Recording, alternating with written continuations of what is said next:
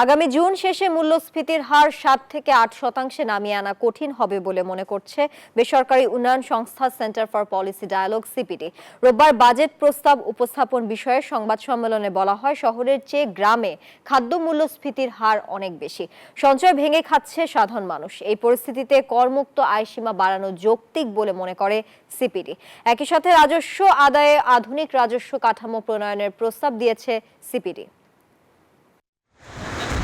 উচ্চ মূল্যস্ফীতি, রাজস্ব সংগ্রহে স্থবিরতা, ব্যাংকিং খাতে তারল্য সংকট সহ নানা চ্যালেঞ্জ মাথায় নিয়ে সরকারের পরিচালনায় এসেছে অন্তর্বর্তী সরকার, যেখানে মূল্যস্ফীতি নিয়ন্ত্রণ সহ আর্থিক শৃঙ্খলা ফেরানো বড় লক্ষ্য। এরই মধ্যে 2025-26 অর্থ বছরের জন্য জাতীয় বাজেট ঘোষণা করতে হবে ডক্টর মোহাম্মদ ইউনূস সরকারকে।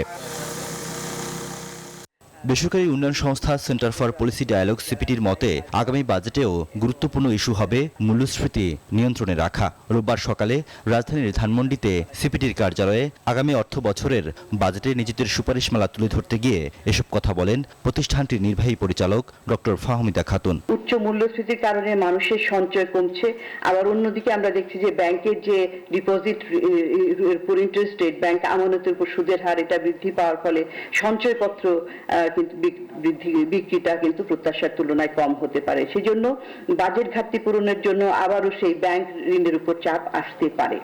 গ্যাসের দাম বৃদ্ধি মুদ্রাস্ফীতির পরিস্থিতির উপর বিরূপ প্রভাব ফেলতে পারে। সতর্ক করে সিপিটি বলছে, বিদ্যুৎ ও জ্বালানি খাতের আর্থিক সংকটের দুষ্টচক্র ভাঙতে হবে। বকেয়া ঋণ এবং পাওনা পরিশোধ করা, বিদ্যুৎ এবং জ্বালানি খাতে ভর্তুকি কমানোর ব্যবস্থা নিতে হবে। বিদ্যুৎ ক্রয় মূল্য সরকার যেটা কিনে সেটা পুনরায় আলোচনা করা উচিত। গবেষকরা বলছেন, চলতি অর্থবছর শেষে রাজস্ব ঘাটতি 1,05,000 কোটি টাকা পর্যন্ত পৌঁছাতে পারে। জুনের মধ্যে মূল্যস্ফীতি 7 থেকে 8% নামিয়ে আনার যে ঘোষণা দিয়েছে বাংলাদেশ ব্যাংক, তা অর্জন করা নিয়ে শঙ্কা প্রকাশ করেন তারা। তাই রাজস্ব আদায়ে আধুনিক রাজস্ব কাঠামো প্রণয়ন সহ এনবিআর সংস্কার করা প্রয়োজন বলে মনে করে সিপিডি। অর্থ বছরের বাকি সময়কালে রাজস্ব সংগ্রহ 55.5% হারে বৃদ্ধি করতে হবে, যা বাস্তবে প্রায় অসম্ভব একটা বিষয়। করের হার বেশি রেখে আমরা এই যে বিভিন্ন ধরনের, এক হলো ছাড় দেওয়া, তারপর হলো ডিসক্রিশন, তারা ইচ্ছা মতো ইন্টারপ্রেট করে, এগুলোর থেকে বরং এমন একটা জায়গায় হারটাকে আনা যেটা বাস্তবায়ন করা যাবে।